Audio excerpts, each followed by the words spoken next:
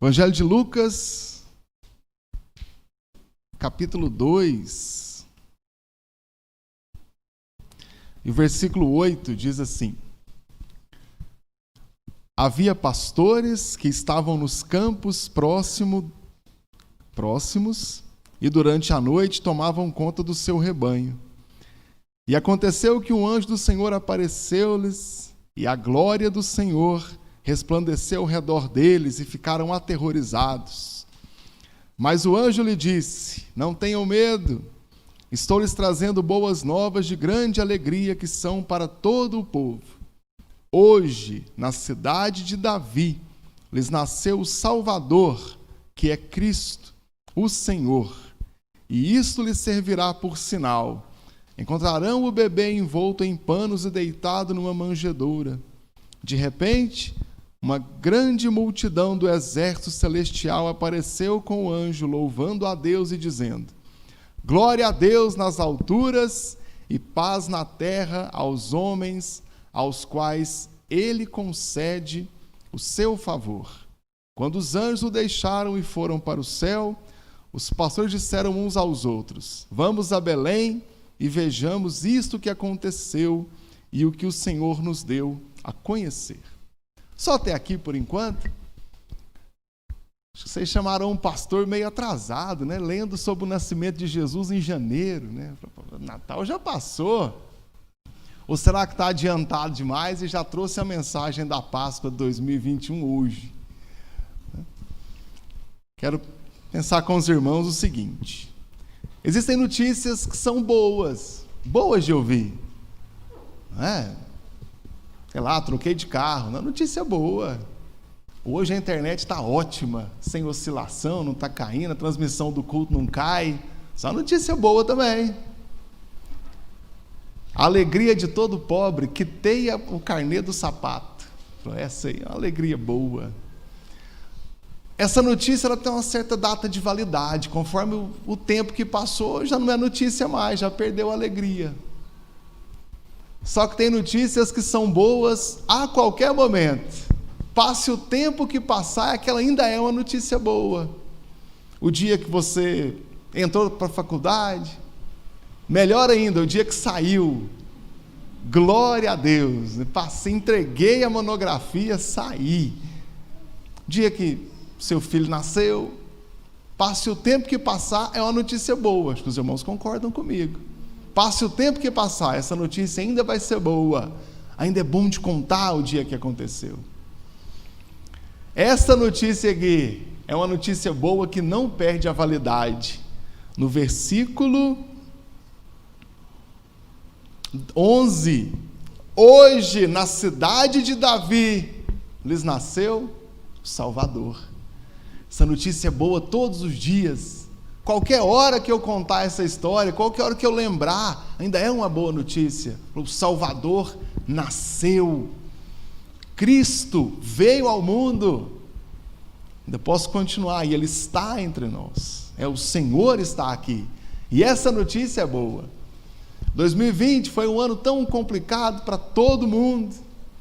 E aí a gente é tendencioso a olhar para os nossos problemas e olhar só para eles. E eu esqueci dessa grande notícia aqui, ó. Aquele dia nasceu o Salvador. Eu posso ficar olhando para os problemas que estão em volta de mim, eu tenho que preocupar com todos, mas eu não posso me esquecer dessa grande notícia. Hoje, na cidade de Davi, nasceu o Salvador. Aquele dia nasceu o Cristo. E essa notícia não perde a data de validade. Essa notícia é boa o tempo todo dia. E eu preciso lembrar disso, para que a minha fé não esmoreça, que a fé não fique abalada. Claro que uma notícia ruim vem, a gente fica triste, ora, pede a Deus que mude a nossa situação, fazemos isso sempre. Mas essa notícia aqui, ela continua sendo boa, e boa todos os dias.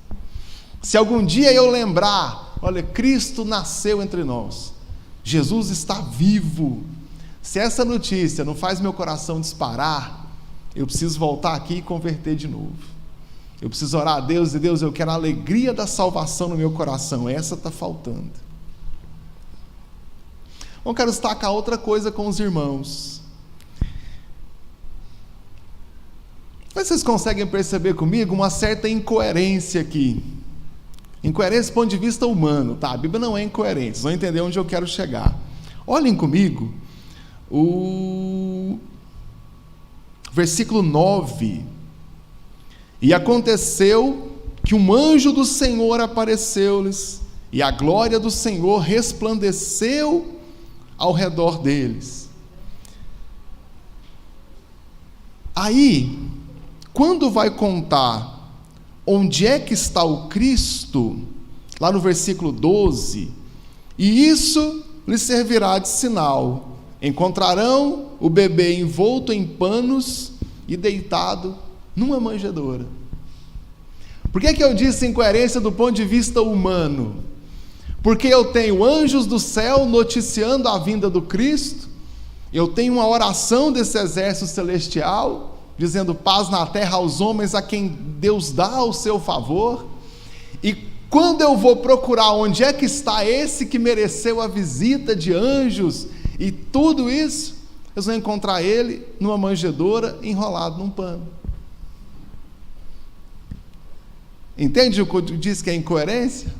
Que parece que quando eu olho para a ideia da manjedoura, do Salvador do mundo, e ele está na manjedoura enrolado num pano. Mas o anjo veio trazer. O ponto aqui, irmãos, é o seguinte: a glória humana não interessa para nós. A glória humana não interessava para Cristo. Jesus podia ter nascido no palácio, podia ter nascido numa família muito rica, mas nasceu numa família modesta.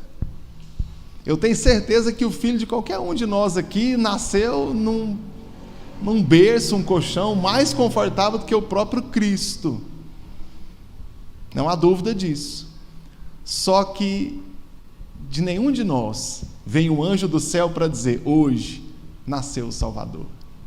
Porque ele mereceu toda essa glória, ele mereceu tudo isso.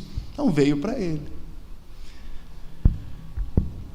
E nós somos quem recebeu essa mensagem. Quando eu falo nós, assim, hoje nós somos aquele que tem essa mensagem do Evangelho, a mensagem da salvação. Nós temos, o Senhor trouxe para nós. Tem algo mais. Nós temos uma boa visão dos pastores, daqui do tempo do Antigo Testamento, desses dias da Bíblia aqui.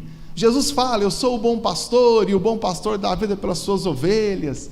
E nós temos Davi, né, pastor de ovelhas, um grande rei de Israel. O livro de Atos fala que ele foi um homem segundo o coração de Deus.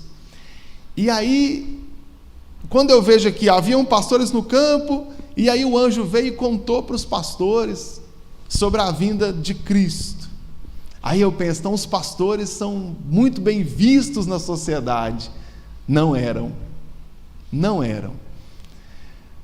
Dois pontos principais. O primeiro é que o trabalho de cuidar de ovelhas era muito pesado.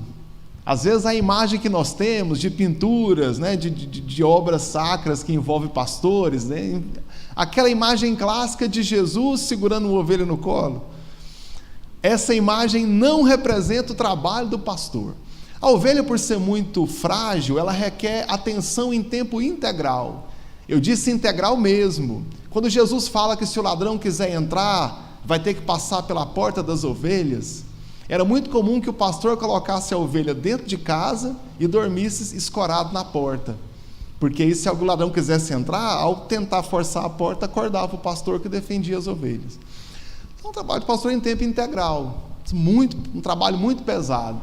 E aí, boa parte do cumprimento da lei, quem cuidava de ovelhas não conseguia. Por exemplo, participar de algumas festas das cabanas, uma semana, a festa dos tabernáculos, uma semana morando no tabernáculo no meio do deserto.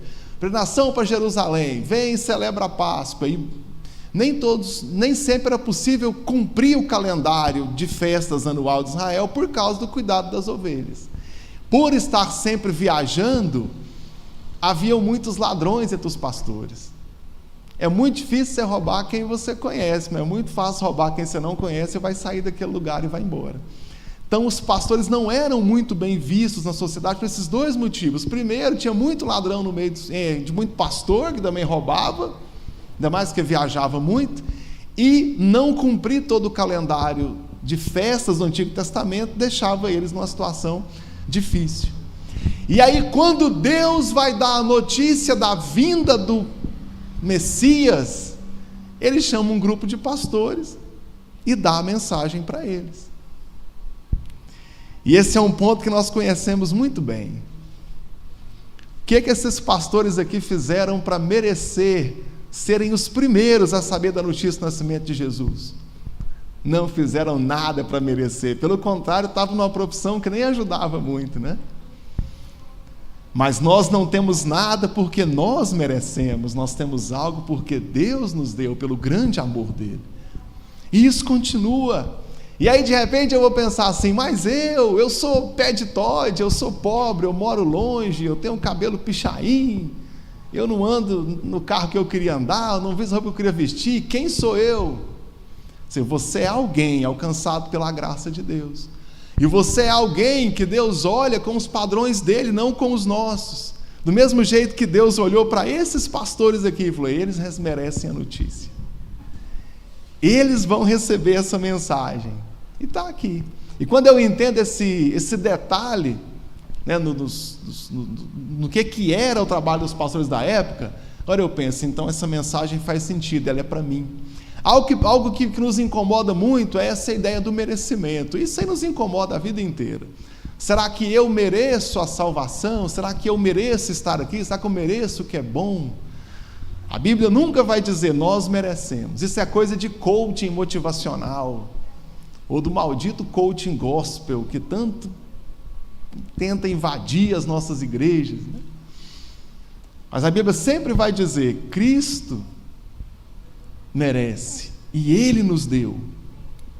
Então, quando Ele toca o nosso coração, quando Ele fala conosco, quando nos deu a salvação, que para mim deve ser o grande tema e o tema mais falado em todos os lugares o tempo todo, a salvação que o Senhor nos dá, e como nós fomos alcançados por Ele. Dessa mesma forma aqui, o versículo 10, versículo 9, e aconteceu que um anjo do Senhor apareceu-lhes e a glória do Senhor resplandeceu ao redor deles, e eles ficaram aterrorizados.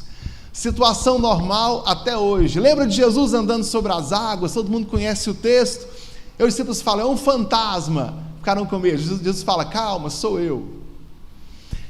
Ver um tipo de manifestação sobrenatural dessa forma sempre causa medo. E aqui, quando eles viram essa manifestação, talvez pensassem, vieram punir a gente pelo não cumprimento da lei, por aquela vez que eu comprei e não paguei, não sei. E a mensagem era, não tenha medo. Eu venho trazer para vocês uma notícia boa. A mensagem do Evangelho, a mensagem da salvação, ela é sempre boa para quem se arrepende, ela é sempre boa para quem quer estar com Cristo. A lei de Deus é boa e nós devemos aceitá-la e continuar andando com Cristo e reconhecer o Senhor como nosso Salvador. Então essa mensagem é boa, ela é para mim. Aí eu vou repetir aquele passo, eu moro longe, eu não mereço, eu sou muito pobre, não sei o quê. Esquece tudo isso. Isso seria glória terrena, e essa foi a primeira que Jesus rejeitou quando nasceu. Quando escolheu não nascer na alta classe, quando escolheu não nascer muito rico, quando escolheu nascer em qualquer lugar. Existiu um grande problema teológico, porque a cidade de Nazaré não consta nos mapas da época do nascimento de Jesus. De tanto que a cidade era importante, Nazaré, aquele texto, pode vir alguma coisa boa de Nazaré? A questão é que a cidade não estava na rota do comércio, então não constava como sendo das principais cidades. Até hoje isso acontece. Um exemplo que eu passo sempre é aquela cidade de Anápolis e Goiânia, Teresópolis. Tem gente que nem sabe que a cidade existe até hoje, né? Acha que é ainda Goiânia ou acha que já é Anápolis. Se isso acontece hoje, imagina no tempo de Jesus. Mas aí foi encontrada uma pedra, por volta de 1945, escrito em aramaico, aldeia de Nazaré, aí demonstrando ali que houve realmente a cidade. Jesus podia ter nascido em Roma, mas ele nasce num lugar qualquer, não queria glória de homem. E muitas vezes eu estou aqui muito preocupado, porque a glória desse mundo eu não participo dela, ou estou à margem dessa glória. Mas a mensagem da salvação não faz parte disso. E o que nós estamos aqui buscando é a glória de Deus. É dar a glória ao Senhor, pela minha vida comum, pelo culto público que eu participo, pelo meu culto individual que eu entrego a Deus, da mesma forma como os anjos aqui disseram. Versículo 12: e isso lhe será por sinal. Hoje à tarde eu fiquei pensando nessa cena, eu pensando se fosse comigo. Eu vejo um anjo, e a glória de Deus vem, fala, olha, vai acontecer aquilo, vai lá conferir. Quando eu vou, o bebê, quando eu chego lá, envolto em panos e deitado numa manjedoura. De repente, uma grande multidão do exército celestial apareceu com o anjo, louvando a Deus e dizendo: glória a Deus nas alturas e paz na terra aos homens aos quais Ele concede o seu favor. O nascimento de Jesus, ele era esperado desde Eva, quando Deus fala para Eva que virá um que pisará a cabeça da serpente. Até quando nasce Sete, e Eva fala, esse aí veio no lugar daquele que foi tirado. Desde Eva a gente já considera que ali já pensava que vai nascer o Redentor, o Salvador. E todo mundo pensava. Quando Isaías profetiza e fala, nos virá a salvação, o hebraico Yehoshua, todo mundo passou a colocar o nome dos filhos de Yehoshua, era um nome muito comum da época. O próprio Barrabás chamava Jesus, né? Pouca gente sabe disso, né? Jesus o Messias, Jesus o Barrabás, o mesmo nome. Porque de toda a família se pensava que vem o Salvador. Nasceu o menino, pode ser esse o Messias. E havia essa expectativa da chegada daquele que ia resgatar Israel. Desde o cativeiro babilônico, Israel não era uma nação soberana. Vai ser agora, em 1946. Era um povo dominado. Então qual que é a esperança? Vai nascer aquele que vai assumir o trono de Davi.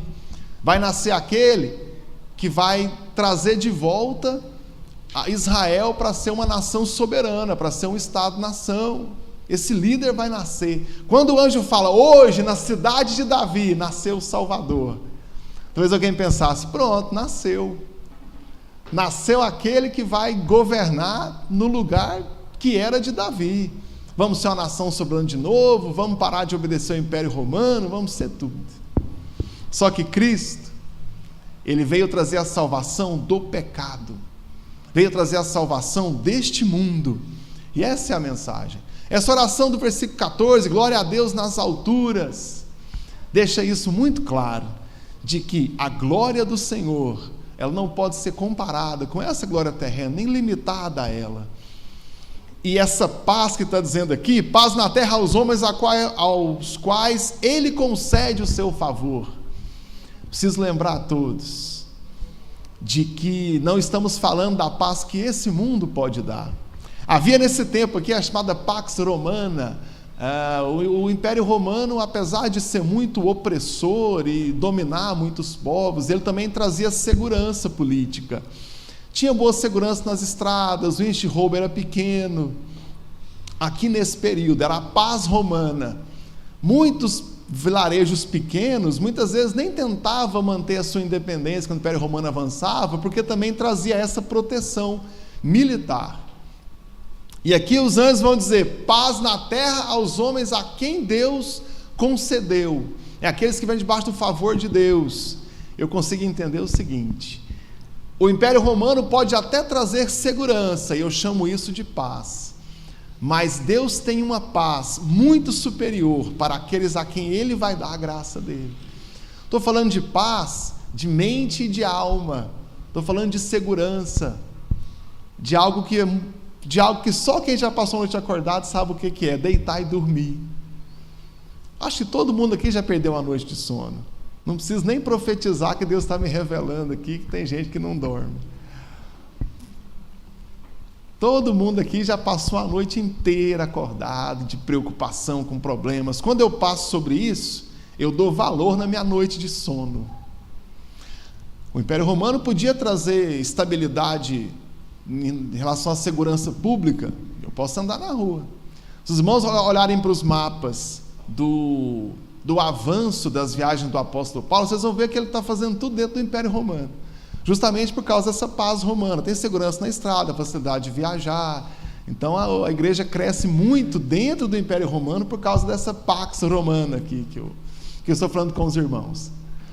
Mas aqui o anjo vai dizer: eu quero dar paz, aquela paz que vem de Deus, aquela paz que é muito superior à segurança pública, que é muito superior a eu não ter medo de dormir e ser assaltado. É aquela paz que brota do coração, aquela paz e segurança que o Senhor tem para dar. E talvez eu esteja errado aqui, os irmãos podem me corrigir, que eu não sou tão arrogante assim não, aceita a correção. Mas talvez eu possa entender aqui nesse texto que é paz em relação a Deus. Porque o apóstolo Paulo fala que nós éramos inimigos de Deus, éramos separados de Deus. Quando Cristo veio, Ele nos libertou do pecado, nos religou com Deus. Paz com Deus, paz em relação a Deus, porque agora eu sou salvo. Eu era pecador, eu era inimigo de Deus. A Bíblia usa essa expressão para a gente, algumas traduções usam isso, inimigos de Deus. E agora eu sou amigo de Deus. E agora eu tenho paz com Deus. Isaías 9:6, Jesus é o príncipe da paz. 2021 começando, e as nossas esperanças estão assim, pendentes, né? Se calcularem que a pandemia já passou, se o comércio não fechar, se as escolas voltarem, se tiver hospital para quem ficar doente, eu vou ter um ano bom. Nós estamos pendentes dessas informações que nós não controlamos. Mas tem uma informação que não depende de governo desse mundo, que não depende de nada do que acontece aqui. Qual que é? Aquele dia, na cidade de Davi, nasceu o Salvador. Isso eu não dependo deles, e eu tenho que ter essa esperança muito viva, tem que estar ardendo no meu coração. Cristo nasceu, morreu na cruz pelos meus pecados, eu estou salvo, liberto desse mundo. Vamos passar por problemas? Claro que sim, enquanto eu estiver nesse mundo eu terei problemas, mas eu preciso lembrar que Deus tem paz para nós, e que foi declarado aqui no dia do nascimento de Jesus, mas que não perdeu a validade. Como eu disse para os irmãos, é uma notícia que não perde a validade, é uma notícia que é boa todos os dias, é uma notícia que é boa o tempo todo. Qual? Eu tenho paz nessa terra, porque foi a paz que Deus me concedeu, porque foi a paz que o Senhor entregou para mim, para minha família, para o meu local de trabalho, para o meu bairro, onde eu estiver, é a paz que o Senhor pode dar. Se Deus está te dando essa paz, o que é que pode te tirar? Qual notícia pode ser ruim diante dessa paz que Deus pode dar? Para eu finalizar, versículo 15: quando os anjos os deixaram e foram para os céus, os pastores disseram uns aos outros: vamos a Belém e vejamos isso que aconteceu e o que o Senhor nos deu a conhecer. Eu disse para vocês, lembrei os irmãos que o trabalho de pastor é difícil, requer dedicação em tempo integral, requer levar as ovelhas para dentro de casa. Fico pensando nas irmãs aqui, se os maridos começarem a levar o trabalho para dentro de casa desse jeito, levar as ovelhas para dentro de casa, para ver se protege. Um trabalho árduo, mas quando eles têm a notícia da salvação, o versículo 15 fala: vamos lá para Belém, o que está acontecendo? Espera aí, mas e as ovelhas? As ovelhas podem ficar para depois, a notícia de Cristo é mais importante. As minhas obrigações nessa terra não são prioridade em relação ao Evangelho de Cristo, não são prioridade em relação à minha vida com Deus. Ninguém que recebe uma mensagem dos céus se preocupa primeiro com as preocupações dessa vida, porque a mensagem da cruz, ela é mais importante do que a mensagem desse mundo.